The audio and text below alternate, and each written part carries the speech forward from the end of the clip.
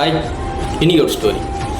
ஒரு விவசாயி ஒரு காட்டில் என்ன பண்ணுறாருன்னா, ஒரு கழுகோட முட்டையை வந்து பார்க்குறாரு. ஒரு கழுகோட முட்டையை பார்த்துட்டு அதை எடுத்துகிட்டு போயிட்டு அவர் கோழி கூண்டில் வச்சிடுறாரு. கொஞ்ச நாளைக்கு அப்புறம் கழுகு வந்து பிறந்துடுச்சு. பிறந்துட்டோன்னே என்ன ஆகுதுன்னா, அதுக்கு வந்து கோழி மாதிரியே கத்துது, கோழி மாதிரியே நடக்குது, மரத்தில் ஏற தெரில, பறக்க தெரியல அப்படின்ட்டு இருக்குது அந்த கழுகு.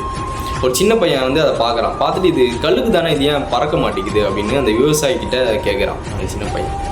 அதுக்கு அந்த விவசாயி சொல்கிறாரு, இது வந்து கோழி தான் அப்படின்னு அதுவே நம்பிடுச்சு, நான் கோழி தான் அப்படின்னு நம்பிடுச்சு அப்படின்னு சொல்கிறாரு. ஸோ என்ன சொல்ல வரேன் அப்படின்னா, நீங்கள் எதுவாக நீங்கள் நம்புறீங்களோ நீங்கள் அதுவாகவே மாறுவீங்க.